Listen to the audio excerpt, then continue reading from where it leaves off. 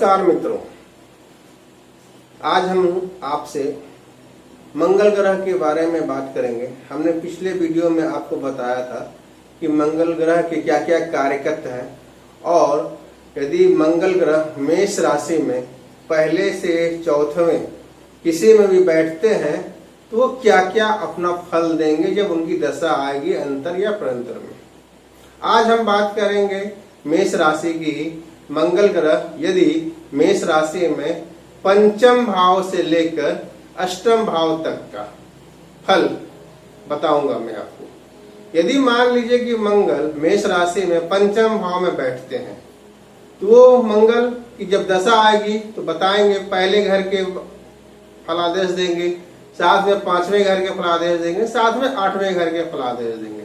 तो 1, 5, 8 यदि हम इसे हेल्थ के लिए देखते हैं तो ये नॉर्मल बताता है। यदि हम इसको एजुकेशन देखते हैं ये ठीक ठाक बताता है कि पांचवा घर में एजुकेशन का हो गया। यदि हम लोग विवाह के बारे में देखते हैं तो ये कुछ नहीं बताता है। यदि हम लोग चाइल्ड बर्थ के बारे में देखते हैं तो बताता है, लेकिन कुछ परेशानियों के साथ ये हमारे चाइल्ड बर्थ को बताता है, क्योंकि आठवां घर भी इन्वॉल्व इसमें हो रहा है।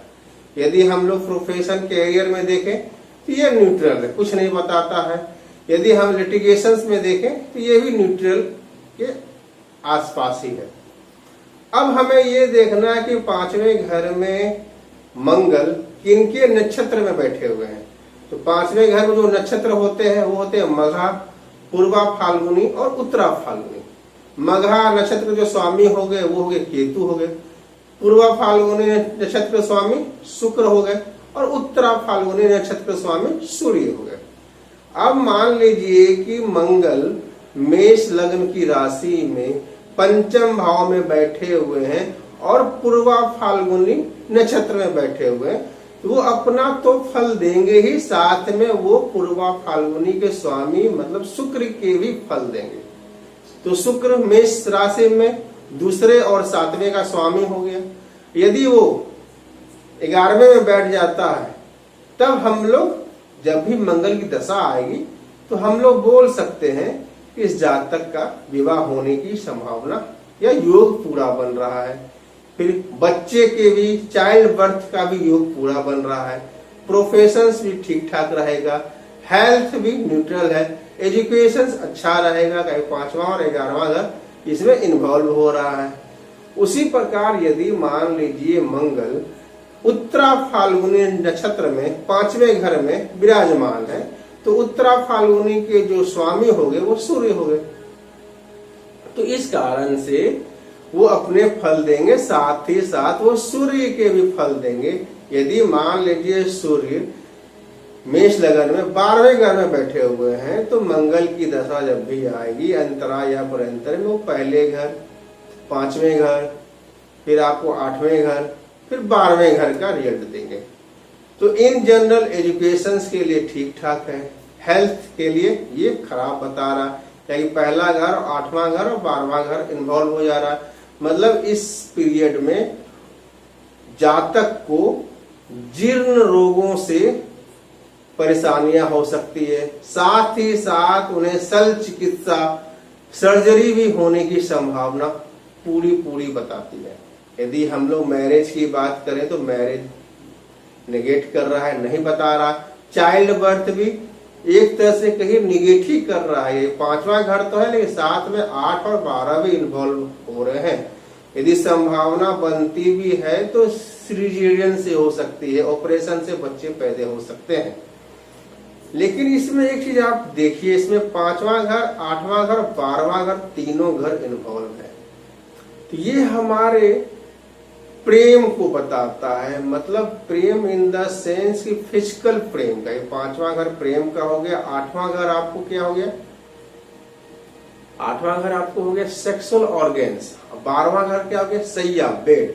मतलब 5, 8, 12 मतलब ये जातक का जब पीरियड मंगल का चलेगा तो खुल्लम खुल्ला प्यार करेंगे। अब उसी तरह हम लोग अब देखते हैं कि यदि मंगल हमारे मेष लग्न राशि में यदि छठे घर में बैठते हैं तो वो क्या क्या फल देंगे। पहले तो वो अपना घर का फल देंगे, पहला और 8वें का। साथ में वो छठे घर में बैठे तो छठा का फल देंगे, 1, 6, 8। इस पीरियड में भी जब इस घर में बैठते हैं, छठे घर में बैठते हैं मंगल, तो जातक बीमार रहेगा, उनकी बीमारी लंबी चलेगी। यदि कोई अच्छे घर इन्वॉल्व होते हैं तो जातक की बीमारी हेल्थ ठीक हो सकती है। यदि हम लोग इसको एजुकेशंस में देखें तो ये डिनाई करता है, 6, 8 बताता है, मतलब बच्चे में एक तरह से कहिए कि पढ़ने की इच्छा नहीं होगी। यदि कोई एग्जाम देंगे तो वो उसमें सफलता नहीं प्राप्त होगी।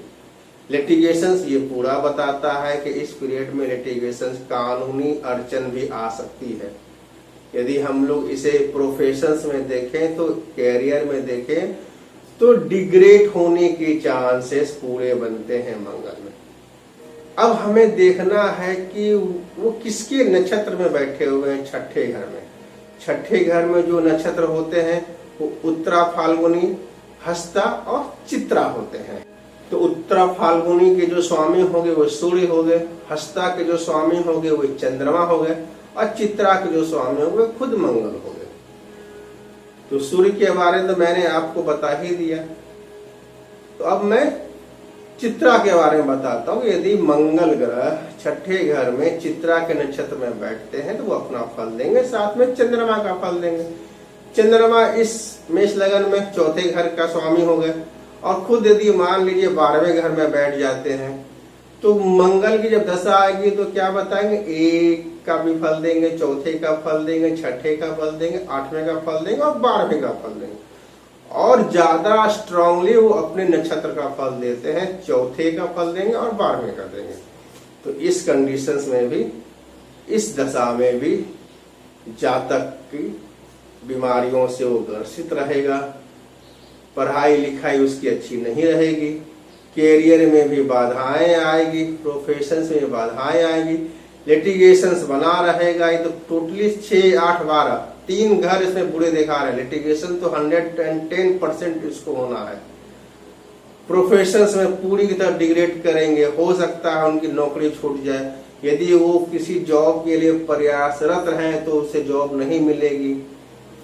अब यदि हम लोग मान लीजिए कि इसमें चौथा घर और 12वां घर दिखा रहा, तो ये हमारे प्रॉपर्टी, हमारे वाहन, हमारे एसेट के बारे में बता रहा है कि इस पीरियड में वो कुछ खर्चा कर, कुछ व्यय करके कुछ प्रॉपर्टी, कुछ जमीन जायदाद कुछ खरीद सकते हैं, उसका योग बनता है।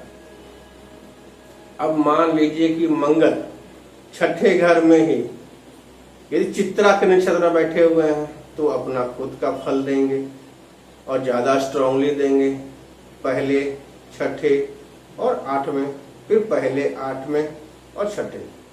मतलब ये तो और बुरा हो गया, इसमें कोई भी अच्छी कॉम्बिनेशन नहीं किया।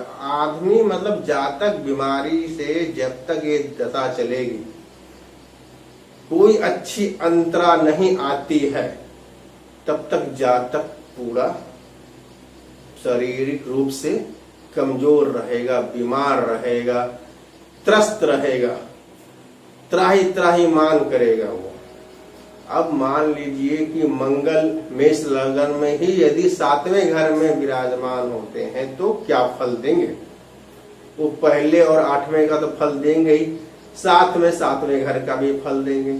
7वां घर हमारा विवाह का, हमारा पार्टनर का, हमारे पार्टनरशिप का, हमारे बिजनेस का बताता है। यदि हम हेल्थ में देखें तो ठीक ठाक रहेगा। एजुकेशन बताता नहीं, मैरिज बता रहा है, संभावना है मैरिज की यदि अच्छे नक्षत्र में बैठते हैं तो। प्रोफेशंस, कैरियर नहीं बताता है। लिटिगेशंस में न्यूट्रल है। अब हमें देखना है कि वो किसके नक्षत्र में 7वें घर में बैठे हुए हैं।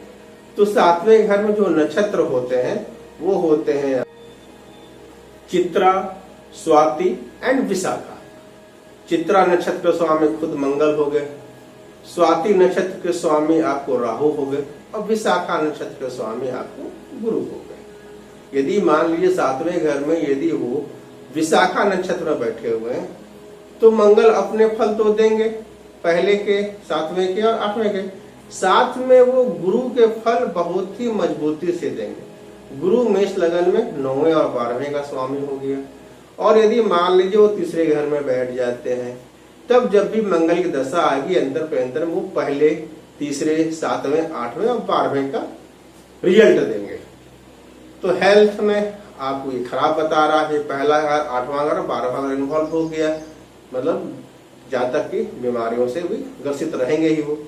यदि हम लोग प्रोफेशंस की बात करें तो ये भी आपको डिग्रेट ही है, नेगेट कर रहा है, प्रोफेशंस भी खराब ही बताएगा। मैरिज आपको ये भी एक तरह से कहीं खराब ही बता रहा है, क्योंकि पहला घर भी इन्वॉल्व हो जा रहा है आपको इसमें, और 7वां घर इक्वल हो गया आपको, और तीसरा, 8वां और 12वां कुछ नहीं बताता मैरिज में। यदि हम लोग लिटिगेशंस में देखें तो लिटिगेशंस भी बना रहेगा। लेकिन यदि हम लोग देखते हैं कि तीसरा घर और 9वें घर और 12वें घर इसमें इन्वॉल्व है, ये हमारे लंबी दूरी की यात्रा को बताता है। ये तीर्थाटन को जा सकते हैं, ये विदेश भ्रमण को जा सकते हैं, ये हो सकता है कि विदेश में सेटलमेंट भी बताता है आपको, 12वां घर विदेश का सेटलमेंट बताता है, आप विदेश का सेटलमेंट भी हो सकता है इस पीरियड में। यदि ओवरऑल हम लोग बात करें तो 7वां घर भी मंगल के लिए अच्छा घर नहीं होता है। इसमें अधिकांशतः जो भी घटनाएं होती हैं वो हमारे लिए नेगेशन का ही काम करता, नकारात्मक घटना ही होगी।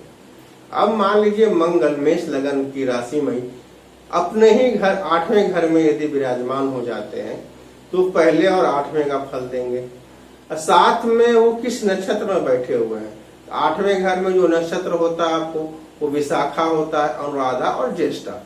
विशाखा के जो स्वामी हो गए गुरु हो गए, अनुराधा के जो स्वामी हो गए शनिदेव हो गए, और ज्येष्ठा के जो स्वामी हो गए वो बुध देव हो गए। तो ये घर भी एक तरह से सोचिए कि बुरा घर ही है। इस घर में वो किसी के नक्षत्र में खाली शनि देव को छोड़ दे, तो यदि ये गुरुदेव या बुध देव के नक्षत्र में बैठते हैं तो इनकी दशा में या जब वो अंतर में आएंगे पर अंतर में हमेशा हानि ही लाएंगे। मैं पहले ज्येष्ठा का ही बात कर लेता हूँ कि बुध देव के नक्षत्र में बैठे हुए हैं, वो पहले और 8वें का तो अपना फल देंगे, साथ में बुध देव का भी फल देंगे। मेष राशि में बुध देव तीसरे और 6ठे घर के स्वामी हो गए। और यदि मान लीजिए वो 12वें घर में बैठ जाते हैं तो जातक का पूरा मंगल देव की जो भी दशा का जो पीरियड है, अंतर का पीरियड है, पर्यंतर का पीरियड है, हमेशा वो हानि में रहेगा। चाहे वो शारीरिक हो, चाहे वो मानसिक हो, चाहे प्रोफेशंस को ले लीजिए, चाहे आप मैरिज ले लीजिए, चाहे आप बर्थ, चाइल्ड बर्थ का भी ले सकते हैं। अब मान लीजिए यदि वो हमारे अनुराधा नक्षत्र में बैठे हुए 8वें घर में, तो शनि क्या बताएंगे, तो 10वें 11वें का फल देंगे। 10वां हमारे कर्म का फल होता है, 10वां हमारे नेम फेम स्टेटस का फल होता है, और 11वां उसका इच्छा पूर्ति, उसका डिजायर, उसका लाभ बताता है। यदि वो किसी भी घर में मान लीजिए बैठ जाते, सपोज डेट मान लीजिए कि वो आपको चौथे घर में बैठ गए या दूसरे घर में बैठ गए मान लीजिए, तो जब मंगल दशा आएगी तो पहले घर का फल देंगे, दूसरे घर का फल देंगे, फिर 8वें घर का फल देंगे, फिर 10वें घर का, 11वें घर का फल देंगे। इसमें एक ही बुरा घर है 8वां घर। लेकिन ये जब भी 10-11 के साथ मिलेगा तो ये हमेशा जातक को धन, कहिए कि मतलब बिना कमाया हुआ धन उनको मिलेगा, चाहे वो लेगेसी मनी हो, चाहे इंश्योरेंस मनी हो, चाहे वो आपको प्रोविडेंट फंड की मनी हो, चाहे वो लॉटरी की मनी हो। साथ में 2, 10, 11, 2 क्या संचित धन, हमारा जमा हुआ धन, उसको भी लाभ बढ़ाने का कार्य करता है। तो जब भी जातक दशा में अंतर आएंगे तो ये हमेशा बहुत अच्छा करेगा। यदि वो खराब चल रहा तो इसकी दशा पिछली तो इस दशा में बहुत अच्छे करेंगे। आप वही देख लीजिए कि वो ज्येष्ठा में बैठते हैं तो टोटली उल्टा हो जाता है, वही अनुराधा में बैठते हैं तो बहुत अच्छा हो जाता है। वही यदि विशाखा के नक्षत्र में बैठेंगे 8वें घर में तो खराब रहेगा, क्योंकि 9वें या 12वें घर कोई स्वामी हो गए गुरु, और किसी भी घर में बैठ जाते हैं तो 2 घर हमारा बुरा हो गया, 8वां घर और 12वां घर, तो ये हमेशा वो नकारात्मक फल ही देंगे। अच्छा करने का जातक जब भी कोशिश करेगा, लेकिन उन्हें लास्ट में जो ओवरऑल जो रिजल्ट देखते हैं नेगेटिव ही मिलेगा। मुझे आशा है कि आपको वीडियो अच्छी लगी होगी। यदि अच्छी लगी हो तो कृपया सब्सक्राइब करें और साथ में बेल बटन है उसको दबाएं कि नोटिफिकेशन ऑन करें कि जल्द जल्द आपको वीडियो मिले, और लाइक और शेयर तो अवश्य करें। जय माता।